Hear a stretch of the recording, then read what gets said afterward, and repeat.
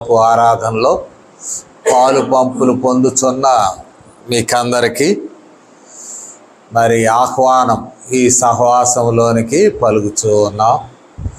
దేవుని కృప వలన వారమంతా దేవుడు మనకు తోడై ఉండి వారం వెంబడి మరొక వారం దేవుని సన్నిధిలో మనం కలిసి కొనగలుగుతూ ఉన్నాం.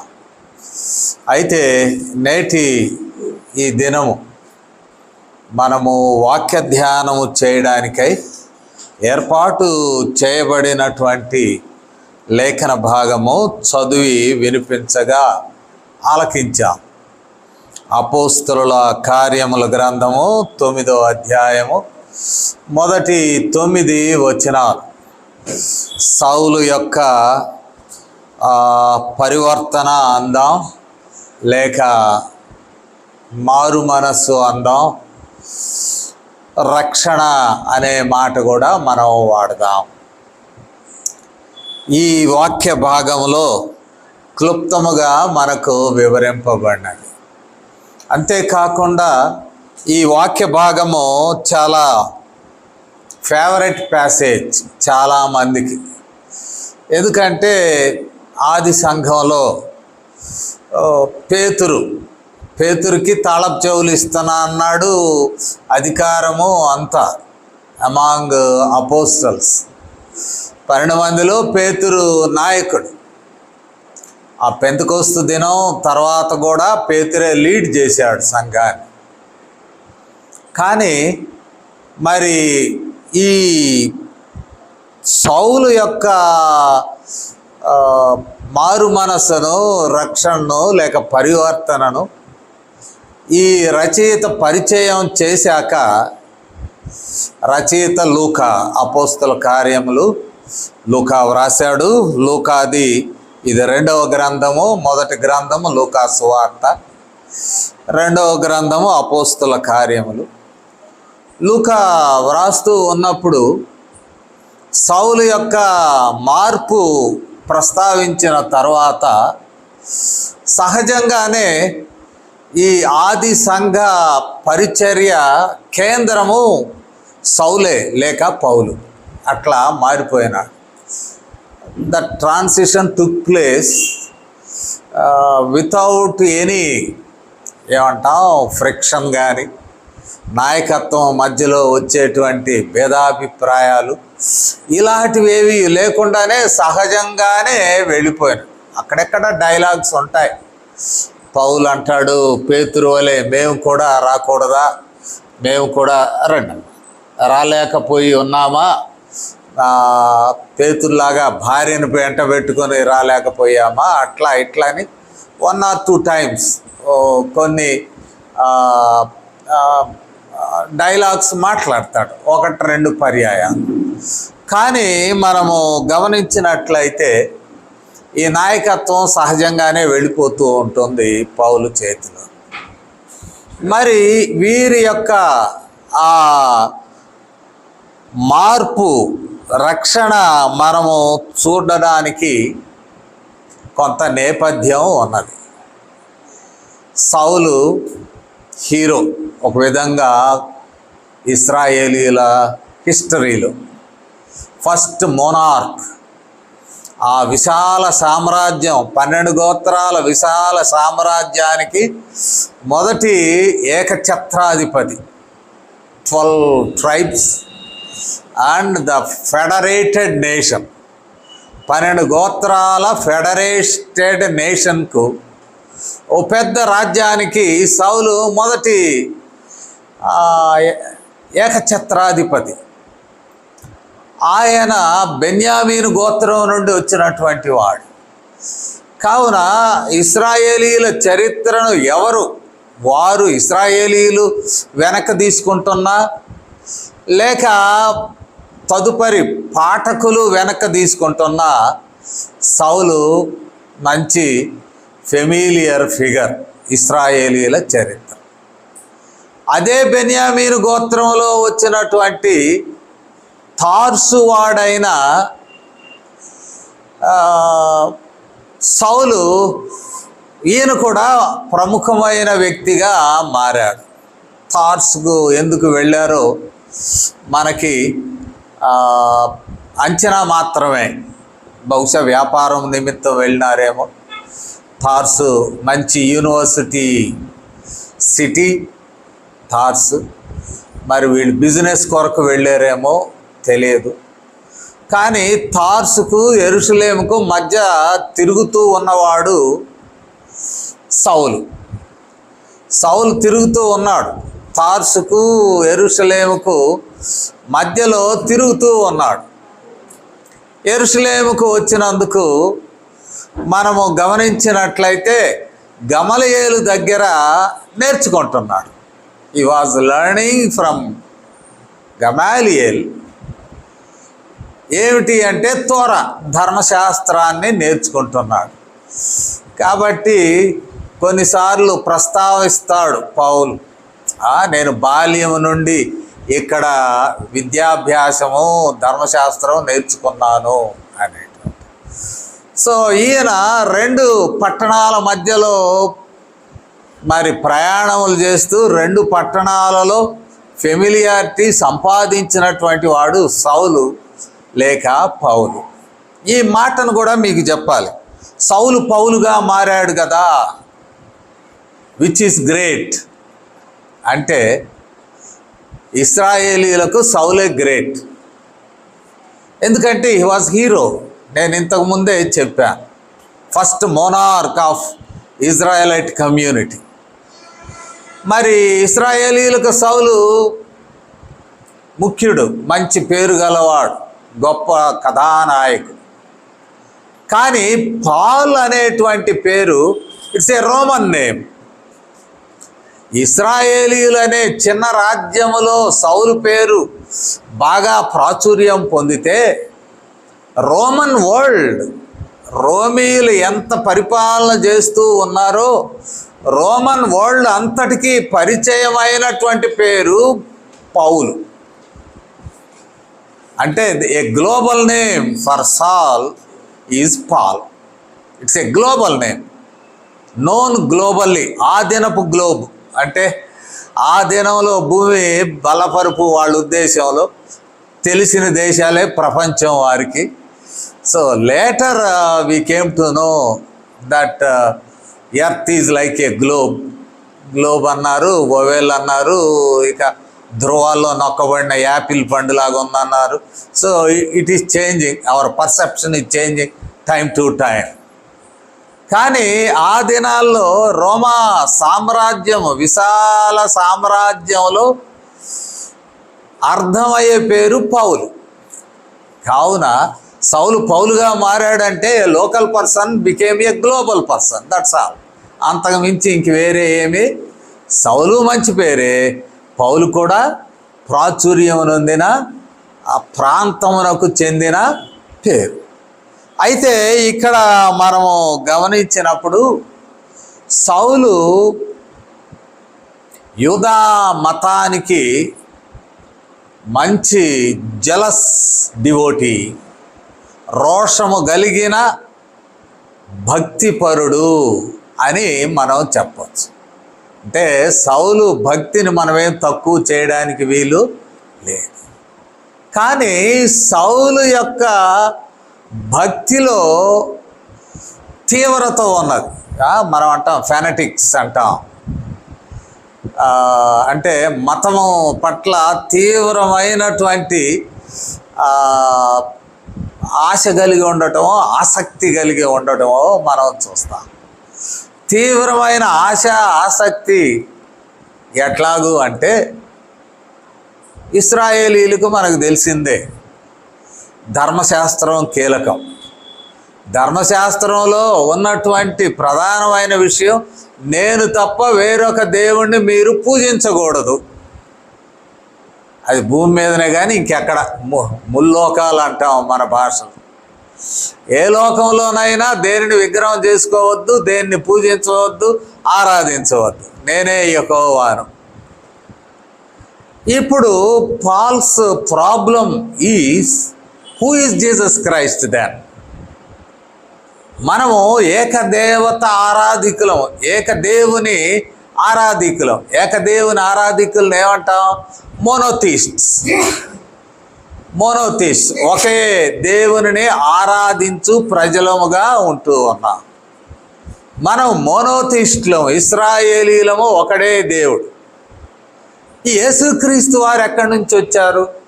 ఈయన దేవుని కుమారుడు అంటున్నారు, అనదర్ డివైన్ బీయింగ్. ఇది ఏమంటాము? దేవదూషణ సంబంధించినది కదా. దేవదూషణకు పెనాల్టీ ఏంది? డెత్ పెనాల్టీ ఇశ్రాయేలీల దృష్టిలో. కాబట్టి ఈ కేటగిరీ, నేను తప్ప వేరొక దేవుడు ఉన్నాడు అని, ఉండకూడదు అని శాసనము ఇశ్రాయేలీలకు ఇవ్వబడితే, ఇక్కడ మనం గమనించినప్పుడు యేసు ప్రభువారు దేవుని కుమారుడు, వన్ మోర్ డివైన్ పర్సన్ అని వీరు ప్రాచుర్యం చేస్తున్నారు. కాబట్టి ఇది తప్పక దేవదూషణ ఈ కేటగిరీకి వస్తుంది. దేవదూషణకు పెనాల్టీ ఏంటి? మరణమే, రాళ్లతో కొట్టి చంపడమే. ఇది సౌలు యొక్క అవగాహన. కాబట్టి ఈయన ఒక ఉద్యమాన్ని మొదలుపెట్టాడు. ఏ రీతిగా మొదలుపెట్టాడు? యేసు ప్రభువారి నామం ఎవరు జపించినా, యేసు ప్రభువారి నామంపై విశ్వాసం ఎవరు ప్రకటించినా వారిని హింసించడమే.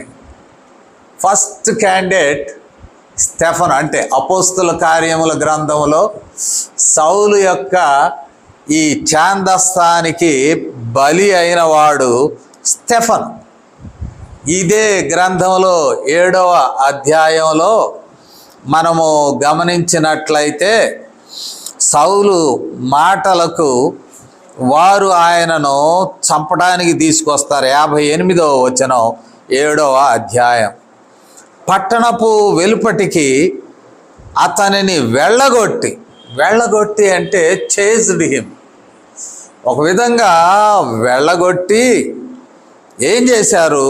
రాళ్ళు రువ్వి చంపి, సాక్షులు సౌలు అను ఒక యవ్వనిని పాదముల యొద్ద తమ వస్త్రములు పెట్టిరి. వస్త్రములు పెట్టారు సౌలు దగ్గర. So these are the witnesses. ఒక దేవదూషణకు, మరి యెహోవా దేవునిని తక్కువ చేసినందుకు జరిగినటువంటి reaction from Israelites, death penalty. ఇదిగో ఈ వస్త్రాలు. ఇంకొంచెం దిగువకు వెళితే 40వ వచనం చివరి భాగములో సౌలు అతని చావునకు సమ్మతించెను. కావున మొదటి విక్టిమ్ ఈయన ఛాందస్తానికి ఫస్ట్ విక్టిమ్ వాజ్ స్టెఫన్. ఇక ఆయనను సమాధి చేశాక 8వ అధ్యాయము అపోస్తుల కార్యముల గ్రంథంలో 8వ అధ్యాయంలో మొదటి వచనములో మనం చూసినప్పుడు 2వ వచనం, భక్తిగల మనుషులు స్టెఫనును సమాధి చేసి అతన్ని గూర్చి బహుగా ప్రలాపించింది. ఇది అయిపోయింది. దాన్ని ఫాలోడ్ బై మరలా మనం 3వ వచనం, 8వ అధ్యాయం 3వ వచనం చూస్తే సౌలు అయితే ఇంటింట జొచ్చి పురుషులను స్త్రీలను ఈడ్చుకొని పోయి చెరసాలలో వేయించి సంఘమును పాడు చేయుచు ఉండెను. ఇది చాలా ఆసక్తిదాయకం. ఆది సంఘము, యెరూషలేము సంఘంలో స్త్రీలు కూడా హింసింపబడ్డారు. కొన్నిసార్లు మనం ఆడవాళ్లను మరి భక్తి విషయంలో తక్కువ ప్రాధాన్యత ఇవ్వడానికి ప్రయత్నిస్తూ ఉంటాం. కానీ ఈ సంఘ హింసలలో పురుషులు ఎంత భాగస్వాములు అయ్యారో ఆడవాళ్ళు కూడా అంత భాగస్వాములు అయ్యారు. అంత హింసింపబడ్డారు ఆడవాళ్ళు కూడా. పురుషులు స్త్రీలు ఇంటింట జొచ్చి వారిని తీసుకువచ్చి వారిని హింసించడం మనం చూస్తాం. వారిని హింసిస్తూ ఉన్నాడు. అంటే యెరూషలేములో హింసను మొదలుపెట్టారు. యెరూషలేములో హింసను మొదలుపెట్టారు. అదే కేంద్రం. పునరుద్ధారుడైనటువంటి యేసుక్రీస్తు వారు చెప్పిన మాట అదే. మీరు పైనుండి పరిశుద్ధాత్మను పొందిన తర్వాత 1:8 అపోస్తల కార్యములు మీరు సువార్త ప్రకటించాలి, సాక్షులుగా ఉండాలి. ఫస్ట్ ప్లేస్ యెరూషలేములో. ఆ నెక్స్ట్ యూదయ సమరయ, థర్డ్ లెవెల్ భూదిగంతాల వరకు అంటాడు, నాకు సాక్షులు అయ్యుండు. ఇక్కడ ఫస్ట్ లెవెల్లోనే ఈ సౌలు గందరగోళం చేస్తున్నాడు. మనుషులు ఇంటెంట వచ్చాడు. ఎక్కడ క్రైస్తవులు ఉన్నారు? ఇది యూదుల పట్టణం, యూదుల కేంద్రం, యూదీయ మతం ఉన్నటువంటిది. యాజకులు ఉన్నారు, ఇతర యూదీయ తెగల వారు ఉన్నారు, జూయిష్ సెక్ట్స్, పరిసయ్యులు, శాస్త్రులు, సద్దుకాయలు, ఇట్లాంటి వాళ్ళంతా జూయిష్ సెక్ట్స్. వీళ్ళంతా ఈ గుంపుల వారు ఉన్నారు. మరి వీళ్ళు ప్రధానమైన దేవాలయ అర్చకులు, ప్రీస్ట్స్ ఉన్నారు. వీళ్ళందరూ ఉన్న పట్టణంలో యేసుక్రీస్తుని అట ప్రచురిస్తారు. అందుకని మనం చూసినప్పుడు ఇంటింటదొచ్చి ఎక్కడ క్రైస్తవులు ఉంటే వాళ్ళని బయటికి లాగి వారిని హింసించడం మొదలు పెట్టుచూ ఉన్నాడు. సంఘమును పాడు చేయుచు ఉండెను. అది సెకండ్ లెవెల్. థర్డ్ లెవెల్, మూడవ విషయం ఏమిటి అంటే, మరి బయటికి దమస్కుకు, బియాండ్ జెరూసలేం. దమస్కు ఇంచుమించు ఒక 150 మైళ్ళు ఉంటుంది యెరూషలేం. మరి ఒక వారం ప్రయాణం, నెమ్మదిగా ప్రయాణం చేస్తే. కానీ దమస్కులోని సమాజ మందిరాలు, ఊళ్ళో దూరి ఆడంటే ఆడ హింస చేయడానికి వెళ్ళలేదు, కానీ సమాజ మందిరములు అంటే సినగోగ్స్, దమస్కులో కొన్ని సమాజ మందిరాలు, సినగోగ్స్ ఉన్నాయి. అందులో యూదులు ఉన్నారు. వీళ్ళు ఎవరైనా యేసుని, యూదులైన వారు ఎవరైనా ఈ దమస్కులో మరి యూదులైన వారు యేసు ప్రభు వారిని రక్షకుడిగా, దేవునిగా వారు స్వీకరించారేమో, కాబట్టి అక్కడికి వెళ్ళి వస్తాను, నాకు అధికార పత్రాలు ఇవ్వండి, నేను వెళ్తాను, వెళ్ళి వాళ్ళని అక్కడ చంపితే కష్టం. ఎందుకంటే అక్కడ రోమన్ లా బాగా ఉంటుంది, in force. It's not like Palestine. పాలస్తీనాలో యూదులు ఎక్కువ ఉన్నారు కాబట్టి దేర్ విల్ బి మోకరీ. వాళ్ళంతా 10 మంది 20 మంది కలిసి గోల చేస్తే వారి కేకలే గెలిచిన అంటాడు. దమస్కు అలాంటిది కాదు. అందుకని దమస్కులో ఎవరైనా ఉంటే యేసు నామమును బట్టి అంగీకరించిన వారు వారిని బంధించి యెరూషలేమునకు తీసుకొని వచ్చుటకు, 2వ వచనం 9లో, ఈ మార్గమందున్న స్త్రీలనైనను పురుషులనైనను కనుగొనిన ఎడల. ఈ మార్గం అంటే క్రైస్తవ మార్గం, దారిలో ఉన్న వాళ్ళని కాదు. క్రైస్తవ మార్గములో, క్రీస్తు మార్గంలో ఎవరైనా నడుస్తూ ఉన్నట్లయితే వాళ్ళని బంధించి యెరూషలేము తీసుకొస్తారు. కాబట్టి ఈ సమాజ మందిరాలు ఎన్నున్నాయో, సినగోగ్స్, సమాజ మందిరపు అధికారులకి లెటర్స్ ఇవ్వండి అని లెటర్స్ తీసుకొని వెళ్ళడం మనం చూస్తాం. నెక్స్ట్ లెవెల్ మనకి తెలిసిందే. ఏమిటి అంటే, దమస్కు దగ్గరకు వచ్చేసరికి ఆయనే, ఇక్కడ రచయిత ఈయనే చెప్తాడు, మరి మిగతా సందర్భాల్లో పౌలే సాక్ష్యం ఇస్తాడు. ఇక్కడైతే రచయిత లూకా వ్రాస్తూ ఉన్నాడు. ఇక్కడ మనం 3వ వచనం చూస్తే, దమస్కు దగ్గరకు వచ్చినప్పుడు అకస్మాత్తుగా ఆకాశం నుండి ఒక వెలుగు అతని చుట్టూ ప్రకాశించెను. 22వ అధ్యాయంలో కూడా మాట్లాడతాడు. 22వ అధ్యాయంలో కూడా యూదులతోనే మాట్లాడుతూ, పెద్దలారా, తండ్రులారా, వినండయా నా సాక్ష్యాన్ని అని చెప్పుతూ వాళ్ళతో కూడా అంటాడు. మొదట వచ్చిన వాళ్ళు అంటాడు సహోదరులారా, తండ్రులారా అని చెప్పి హెబ్రీ భాషలోనే మాట్లాడి తన ప్రజలతో అంటాడు. 6వ వచనం, నేను ప్రయాణం చేయుచు దమస్కునకు సమీపించినప్పుడు మధ్యాహ్న కాలమందు ఆకాశము నుండి గొప్ప వెలుగు అకస్మాత్తుగా నా చుట్టూ ప్రకాశించు. మధ్యాహ్న కాలమందు, మధ్యాహ్నం అంటే మిట్ట మధ్యాహ్నం మనకు తెలుస్తుంది. మే నెలలో వర్షాలు రావడంతో కొంచెం మే నెల సంగతి మనకు అర్థం కావడం వల్ల ఈ సంవత్సరం, లేకపోతే ఇది మిడ్ సమ్మర్ అంటాం. ఒక నవల్ కూడా ఉన్నది ఆంగ్లంలో, మిడ్ సమ్మర్. మిడ్ సమ్మర్ అంటే మంచి ఎండాకాలంలో మధ్యకాలం, సూర్యుడు బాగా ప్రకాశించు సమయంలో ఇంకొక ప్రకాశమానమైన వెలుగు ఇతని మీద పడి, it dominated the sunlight also. అది మనం చెప్పాలి. ఆకాశం నుండి గొప్ప వెలుగు, ఉన్న వెలుగుకు మించిన వెలుగు మరి అకస్మాత్తుగా నా చుట్టూ ప్రకాశించిన అంటాడు. 26వ అధ్యాయంలో కూడా అగ్రిప్పతో మాట్లాడుతూ 26వ అధ్యాయంలో కూడా మనము చూసినట్లయితే ఇక్కడ అంటాడు 26లో మరి ఆయన సాక్ష్యాన్ని తెలియజేస్తూ ఒక మాట అంటాడు. ఏమంటాడు రాజా?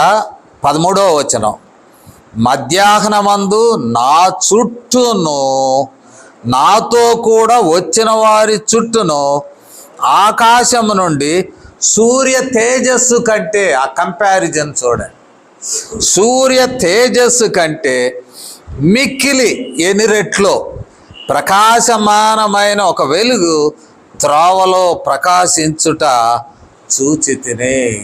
So Paul was repeating this experience. ఈ ఎక్స్పీరియన్స్ను ఆయన మర్చిపోలేదు. అటు లూకా అపోస్తుల కార్యములు రాస్తూ ఈ అనుభవాన్ని రాస్తాడు. Very good companion of Paul లూకా. లూకా పౌల్తో ప్రయాణాలు కూడా చేశాడు కొన్ని.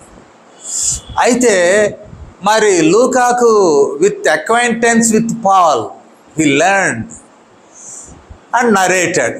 9వ అధ్యాయంలో దాన్ని వివరించాడు. పౌలు సాక్ష్యాన్ని కూడా వివరించాడు. హెబ్రీలతో మాట్లాడుతూ సహోదరులారా, తండ్రులారా, హెబ్రీ భాషలో చెప్తున్నాను వినండి. రెండోది అగ్రిప్ప దగ్గర కూడా చెప్పుతూ ఉన్నాడు. అగ్రిప్ప అంటే వీళ్ళంతా హెరోదు ఫ్యామిలీ వాళ్ళే. వీరితో మాట్లాడుతూ మరలా చెప్తున్నాడు ఈ ప్రకాశమానమైన వెలుగు. Why happened? What was the mistake that Paul committed or Saul committed?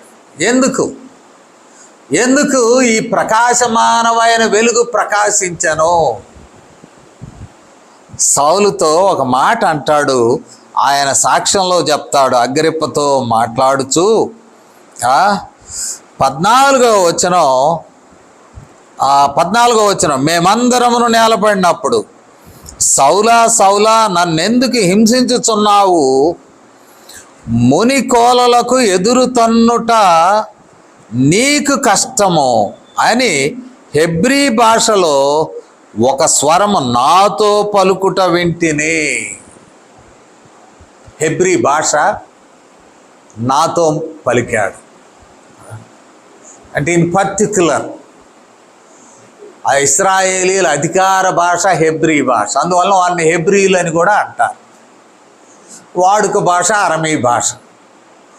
కానీ హెబ్రీ భాషలో హృదయాల్లో అట గుచ్చుకునేటట్టు అందరూ ఉంటే వారితో మాట్లాడటం లేదు, నాతో మాట్లాడాను, నాతో పలికాను. ఏమన్నాడు? సౌలా సౌలా ఏంటంట? మునికొలలకు ఎదురు తనుట నీకు కష్టము. మునికొలలు అనేవి మనకు అవి తెలుసో లేదో, అయ్యా తెలుసా? విన్నారా? చండ్రకొల విన్నారా? చండ్రకొల ఒక చిన్న కర్ర పుల్లకు తోలుతో అవి కొరడాలాగా చేసి కొడతారు. అది కొడుతుంటే పడేలు పడేలు అని శబ్దం వస్తుంది. ఈ చండ్రకొల కర్రకు ఒక ఇనప గోడ్ లేక ఒక ముళ్ళు చీల కొడతారు. ఇట్ట కొట్టి అది వినకపోతే పొడుస్తారు దానితో చర్మం మీద. చాలా ఎద్దులకి లేక దున్నలకు అవి వ్యవసాయం చేస్తే ఈ పొడిచినటువంటి గాయం గుండ్రంగా ఏర్పడుతుంది. గుండ్రంగా ఏర్పడినందువలన ఈ బండి లాగేటప్పుడు కానీ అరక లాగేటప్పుడు కానీ కుడి పక్క ఏదో ఎడం పక్క ఏదో అర్థం అవుద్ది. కుడి ఎడమ ఎలపట దాపట అంటారు వాళ్ళ భాషలో. ఇటువైపు గాయం అయి ఉంటే ఇది కుడి పక్కకు తేవాలి. మరలా ఈయన ఎడమ చేతి కిందనే గాయం అయి ఉంటే ఎడమ చేతికి తీసుకురా. అంటే అట్లా పొడవడం అనేటువంటిది వ్యవసాయంలో కీలకం. ఒకవేళ అరక దున్నేటప్పుడు ఇదేంటే బండి మీద కూర్చొని పొడుస్తూ కొడుతూ తేలుతారు. అరక వ్యవసాయం చేసేటప్పుడు పొడుగాటి కర్ర ముల్లుగర్ర అంటారు, దాని పేరే ముల్లుగర్ర. దాని వెనక కూడా ఒక శీలం ఉంటుంది, దాంతో మళ్ళీ పొడుస్తుంటాడు. అంటే దగ్గరగా ఉండడు వ్యవసాయదారుడు.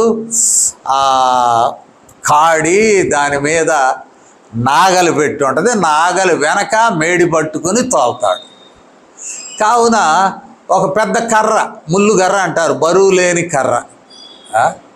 దానికి చివర ఒక శీలం ఉంటుంది కాబట్టి ఇది పెట్టి పొడుస్తూ ఉంటాడు. అదే భాష ఈ తర్జుమాలో వాడబడ్డ. మునుకొలలకు నీవు ఎదురు తనలేవు. ఎదురు తనితే ఏమవుతుంది? మామూలుగా ఈయనగారు పొడిస్తేనే మోహనంగా ఇంత మందమైన చర్మానికి గాయం అవుతుంది. అలాంటి ముల్లుగర్రకు ఆ మునికొలలకు ఎదురు తన్నితే అది చాలా శరీరం లోపలికి చొచ్చుకొని పోతుంది, బాధ కలుగు చేస్తూ ఉంటుంది. అంటాడు ఆ సౌల మునికొలలకు ఎదురు దన్నుట అది నీకు సాధ్యమో కాదు. How long you do it? ఎంతకాలం ఈ పని చేస్తావు? ఏంటి మునికొలలకు ఎదురుదనుట ఏమిటి అని అంటే, ఫస్ట్ది మనము చూసినప్పుడు యేసుక్రీస్తు వారి మీద అనుమానము కలిగి ఉండటమే ఒక ముళ్ళు లేక ఒక శీల. One God is doubt about Jesus Christ. మనం ఆది సంఘ పరిస్థితులను మనం చూస్తే, అటు సౌలు తార్సు నుండి యెరూషలేము వచ్చి వెళుతూ ఉంటే, యేసు ప్రభువారు గలిలయ నుండి నజరేతు నుండి యెరూషలేము వస్తూ పోతూ,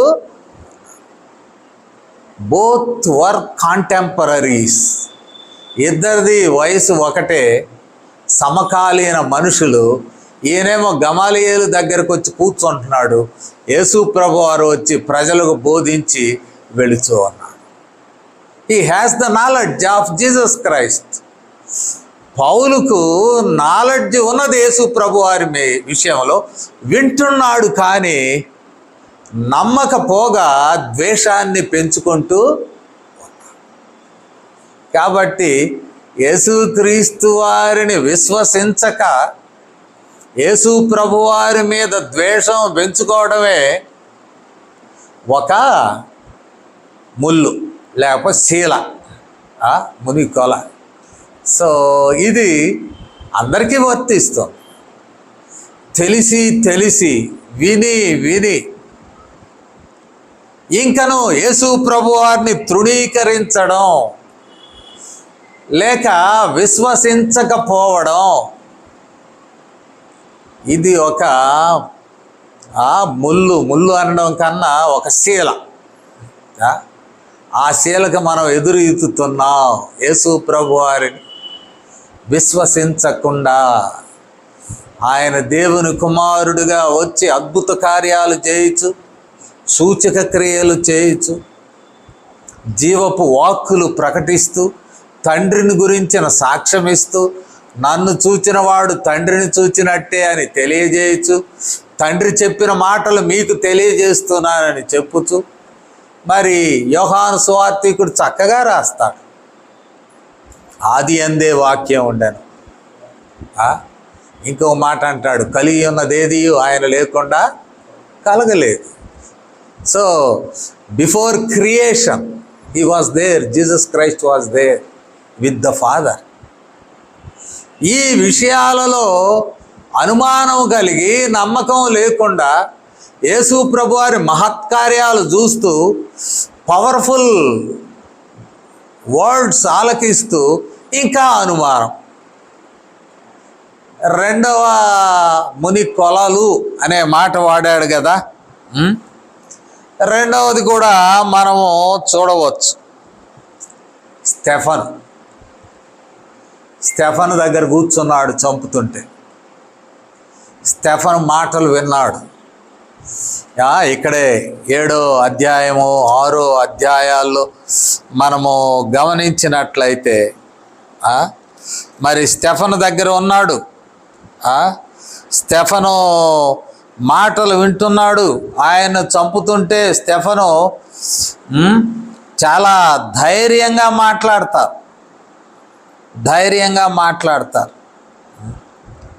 స్టెఫన్ అంటాడు, నేను ఆయన్ను చూస్తున్నాను, పరలోకము తెరువబడినది.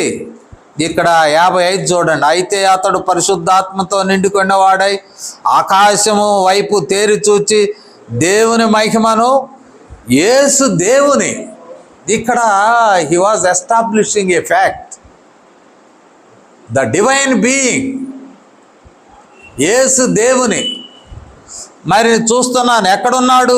కుడి పార్శ్వమందు ఉన్నాడు. He was closely associated with God Yahweh. అక్కడ ఉన్నాడు, అక్కడ నాకు కనపడుతున్నాడు, అక్కడ నిలిచి ఉన్నాడు, నా కొరకు ప్రార్థన చేస్తున్నాడు. నిలవబెట్టడం అనేది ప్రార్థన గుర్తు. అక్కడున్నాడు, నేను చూస్తున్నాను. అదే మాట అంటాడు, ఆకాశం తెరువబట్టయు మనుష్య కుమారుడు దేవుని కుడి పార్శ్వమందు నిలిచి ఉండుటయు చూచుచున్నానని చెప్పాను. ఈ మాటలు విన్నాడు పౌలు కూడా. అప్పుడే ఆయన హృదయంలో ఒక పోరాటం మొదలయ్యి ఉంటుంది. ఆయనను చంపుచున్నప్పుడు ఆయన వస్త్రాలు తీసుకొచ్చి ఆయన పాదాల దగ్గర పెట్టారు. అయ్యో, ఇన్నోసెంట్ యంగ్ ఫెలో చనిపోతున్నాడే అని హృదయంలో ఇంకొంచెము ఆలోచన కలిగి ఉంటాం. మరి ఒక విషయాన్ని చూసినట్లయితే లాస్ట్ ప్రేయర్, మోకాళ్ళుని 60వ వచనంలో, ప్రభువా వారి మీద ఈ పాపము మోపని గొప్ప శబ్దముతో అరే, చంపుతున్న వాళ్ళని ఈ పాపం వాళ్ళ మీద మోపొద్దని ప్రార్థన చేశాడు. ఎవరు ఈయన? రిటాలియేషన్ లేదు, మరి ప్రొటెస్ట్ చేయడం లేదు. వారి కొరకు ప్రార్థన చేస్తాడు. చంపుతున్న వారి కొరకు ప్రార్థన చేస్తున్నాడు. ఏమని ప్రార్థన చేస్తున్నాడయ్యా? ఈ పాపం వారి మీద మోపదు. అందుకని ముని కొలలకు ఎదురు తన్నుట అసాధ్యము. సౌలు అసాధ్యము. దేవుడు యేసు ప్రభువారు సౌలును ఒక నల్లిని నలిపేసినట్లు నలిపేస్తాడని అనుకున్నారు ప్రజలు.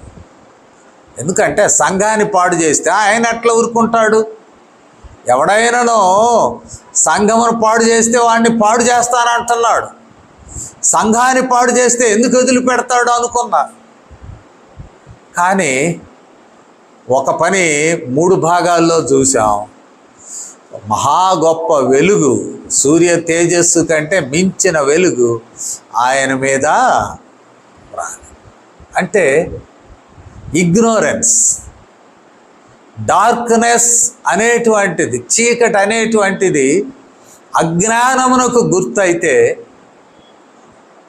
వెలుగు జ్ఞానమునకు గుర్తు.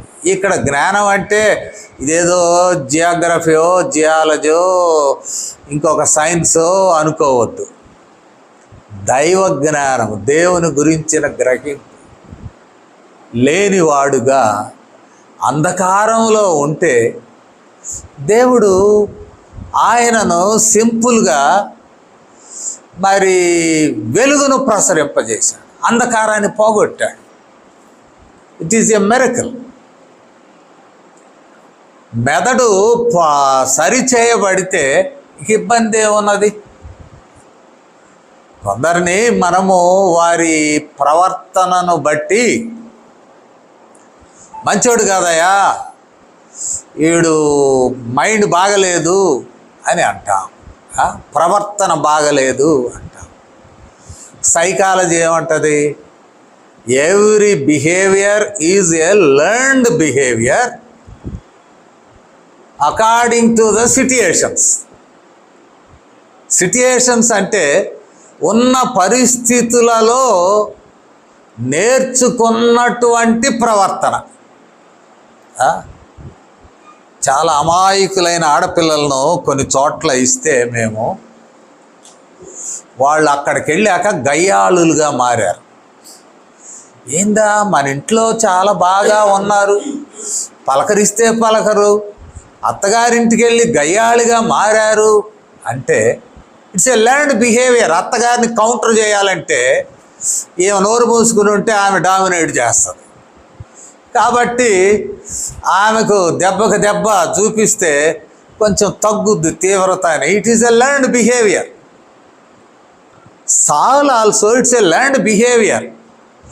గురువు దగ్గర ఏదో నేర్చుకున్నాడు, నేర్చుకునే దాని యొక్క ప్రభావంతో ఈ తీవ్రవాదం అనేది తాను నేర్చుకున్నాడు in a situation, given situation. అంటే ఆయన యొక్క మనసులో అజ్ఞానము ఉన్నది అని అర్థం. సౌలు మనసులో అజ్ఞానం ఉన్నది. నేటి దినమున యేసుక్రీస్తు వారికి దూరముగా ఉన్నవారు కూడా మనం వారిని ద్వేషించని అవసరము లేదు. వారిలో అజ్ఞానం ఉన్నది, జ్ఞానము కొదువుగా ఉన్నది. నేను గతంలో కూడా ఒక పర్యాయం చెప్పాను. ఒక సన్యాసి నాకు దారిలో తోడయ్యాడు. తోడయ్యి ఇద్దరం కలిసి వస్తున్నాం, నడుస్తున్నాం. అంటే మా ఊరికి సంబంధించిన సన్యాసి ఆ రోజుల్లో. ఒక దగ్గరకు వస్తూ ఉండగా నేను యేసుప్రభు గురించి ఎందుకు చెబుదాం అనుకుంటే ఆయన సన్యాసత్వం గురించి నాకు చెప్పడం మొదలుపెట్టాడు. అట్ట కాదు నేను చెప్పేది నా అంటాడు. సరే నువ్వు చెప్పయ్యా, చెప్పు ఊరు దగ్గరకు వచ్చిందాకా చెప్పాడు. నేను ఒక మాట చెప్పనా అన్నాను. నువ్వు చచ్చిపోయాక ఏమవుతావు అన్నాను. అంటే అదేంది అన్నాడు. మరి చచ్చాక నువ్వేమవుతావు, ఎక్కడికి పోతావు? ఏదో పిల్లో ఎలుకో ఎట్ట పుడతానంటావు. అది కుదరదు. క్రైస్తవ విశ్వాసం చెప్పేది ఏంటంటే ఒకటే జీవితం, విలువైన జీవితం. దాన్ని జాగ్రత్తగా కాపాడుకుంటే మరు లోకములో నీవు శాశ్వతంగా ఉంటావు. అది కూడా టెంపరీ కాదు. చనిపోయిన వారు తిరిగి లేపబడతారు, అక్కడ తీర్పు ఉంటుంది. అప్పుడు నీవు రక్షణ పొందిన వాడవు అయితే పరలోకానికి వెళ్తావు.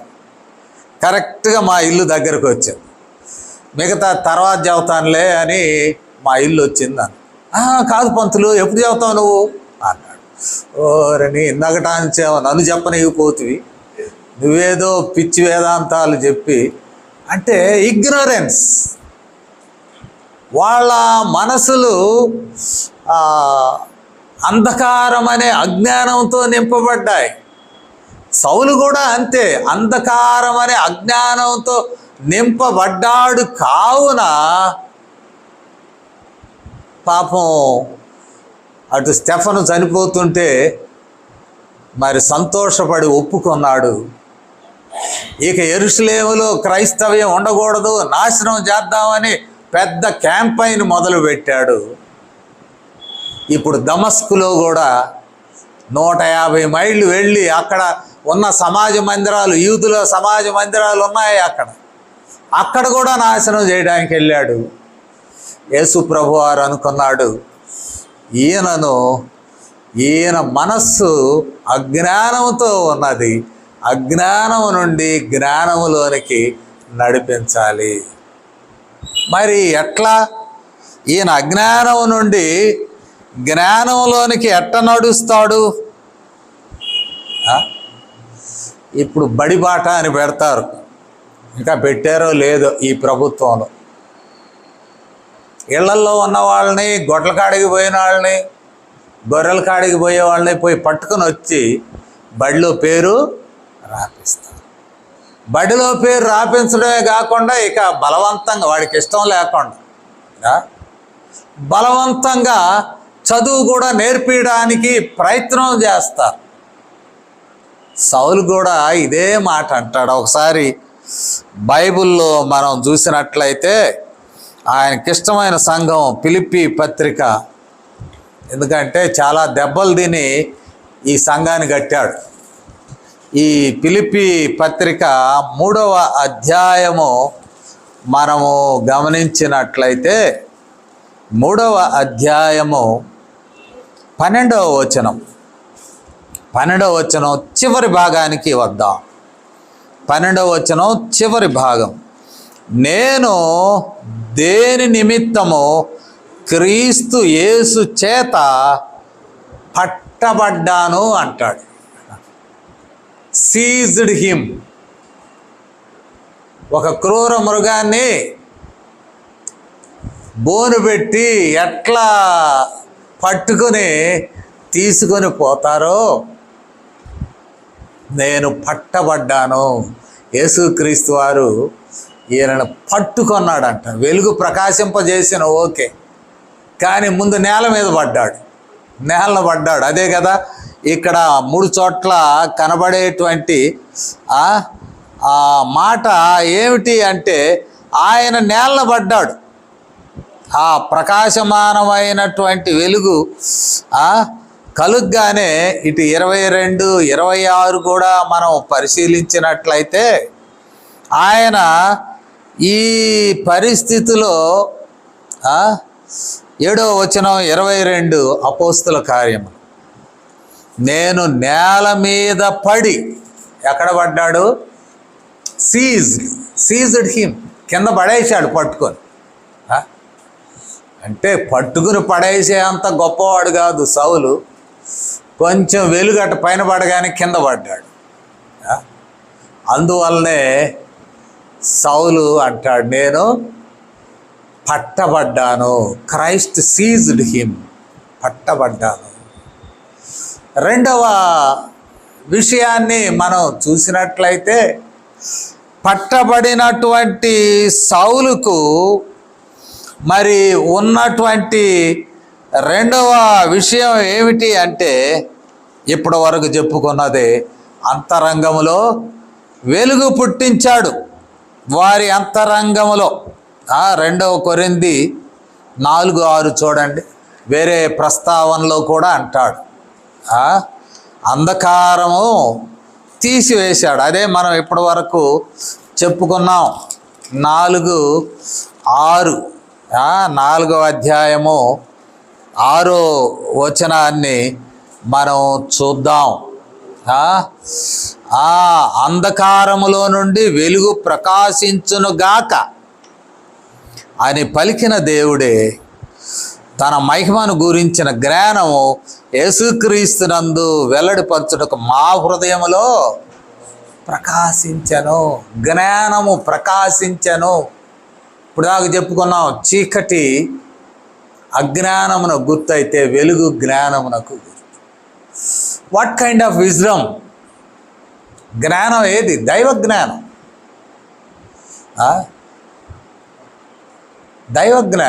దైవ జ్ఞానము మరి సాధారణ జ్ఞానమునకు మించినదిగా ఉంటూ ఉంది. మీకు తెలిసినటువంటి మరి యూనివర్సిటీస్, పాపులర్ యూనివర్సిటీస్ దైవ జ్ఞానం బోధిస్తూ ప్రారంభమైన ఈస్ట్లో కానీ వెస్ట్లో కానీ. అలెగ్జాండ్రియా పీఠం దైవ జ్ఞానం కొరకు అది సేవలు అందించినది, దైవ జ్ఞానం కొరకు. అంతియోక్ అట్లాగే. ప్రస్తుత కాలంలో పాపులర్ ఆక్స్ఫర్డ్, కేంబ్రిడ్జ్, వీటన్నిటిలో దైవ జ్ఞానం అనే డిపార్ట్మెంట్స్తో అవి పెద్దవైనాయి. దైవ జ్ఞానము అది ఒక విశ్వవిద్యాలయమునకు మార్చబడినది. భారతదేశంలో అలాంటిది పరిణామం లేదు. వారి సైన్స్ వారు చెప్పుకుంటున్నారు, హిందూ దేశం కాబట్టి. కానీ మరి ప్రపంచంలో even Serampore university in Serampore, it was a secular university and is secular university. ఇప్పుడు కూడా అన్ని బ్రాంచ్లు ఉన్నాయి, ఆర్ట్స్ ఉంది, సైన్స్ ఉన్నాయి, అవి ఉన్నాయి. థియాలజీ కీలకమైనది దాని. కావున ఈ జ్ఞానము చాలా గొప్పది.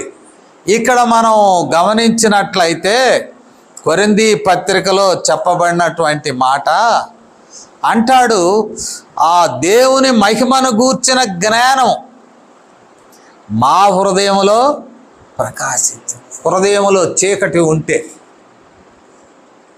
రెండవది పట్టుకున్నాడట, జ్ఞానం అనే వెలుగు నింపాడు. మరి చివరిగా మనం చూసినట్లయితే కృప, ప్రేమ ఆయన జీవితంలో విస్తరింపబడెను అంటాడు. మొదటి తిమోతి పత్రిక 1:14 మనము గమనించినట్లయితే, మొదటి తిమోతి పత్రిక 1 అధ్యాయము 14వ వచనం. మరియు మన ప్రభు యొక్క కృపయు క్రీస్తు యేసునందున్న విశ్వాసమును ప్రేమయు అత్యధికముగా విస్తరించాను మా హృదయాల్లో. ఇట్ హ్యాపెండ్ అంటాడు. What are the things happened? ఈ సీజ్డ్ మీ, పట్టుకున్నాడు, వెలుగు ప్రకాశింపజేశాడు. ఈ నరేటివ్స్లోనే ఉన్నది. మూడవది తిమోతికి రాస్తూ అంటాడు, కృప మిగిలిన వాటితో పాటు ప్రేమ, విశ్వాసము, మరి దానిలో మొదటి పదము కృప. అత్యధికముగా మా హృదయాలు నింపబడ్డాయి. So Saul became Paul, an universal servant of God. నేను అపోస్తులని పిలువబడడానికి యోగ్యుడు కాదు అంటాడు. అపోస్తుల్లో ఆఖరు వచ్చినాడిని అంటాడు. కానీ Paul became central figure in the book of Acts. అపోస్తుల కార్యంలో 9వ అధ్యాయం తర్వాత నెమ్మదిగా పౌలు కేంద్రీకరింపబడ్డాడు. పత్రికలన్నీ ఆయన రాసినవి. యేసుక్రీస్తు తిరిగి లేచాడు అని ఫస్ట్ రిటర్న్ డాక్యుమెంట్స్ వర్ పాల్స్ లెటర్స్. తర్వాత సువార్తలు రాశారు. సో పౌలును ఏ రీతిగా దేవుడు ప్రేమించి, మనం కూడా దేవునికి విరుద్ధముగా మనము దాన్ని ఏమంటాం, చీలలు ఎదురు తన్నుతూ ఉన్నప్పటికీ, ఒకటి విశ్వాసము లేని స్థితి, దేవుని మీద అనుమానము కలిగినటువంటి స్థితి, అనేకము దేవుని మీద అనుమానం. కొన్నిసార్లు అనుమానాన్ని క్రియేట్ చేసుకుంటాం, అంటే it's a style or fashion. యేసయ్యను నమ్ముకున్నాను, భక్తిపరుడు అంటే ఆడేమని అంటాడేమోనని. నేను భోజనం చేస్తుంటే మా నాన్నగారు ఇటు చూస్తాడు. ఈయన ఎందుకు చూస్తున్నాడని నేను ఆలోచిస్తాను. ఏంటంటే నన్ను అనుమానిస్తున్నాడు. ఏమని? వీడు ప్రార్థన చేసుకుండా కలుపుకొని తింటాడు అని. నేను ఆయనకు కౌంటర్ ఇవ్వడానికి కళ్ళు తెరుచుకునే తినేస్తాను. అయితే నాలో భక్తి లేదని కాదు, కళ్ళు తెరుచుకుని ప్రార్థన చేసుకుంటాను. కళ్ళు తెరిసే ప్రభువా అన్నానికి వందనాలు అని చెప్పి ఆమెతో తినేస్తాను.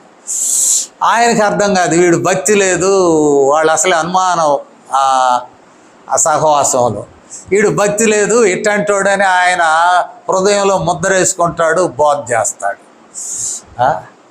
అది కొందరు భక్తిని ప్రకటించడానికి కొంచెం ఇబ్బంది పడుతూ ఉంటారు.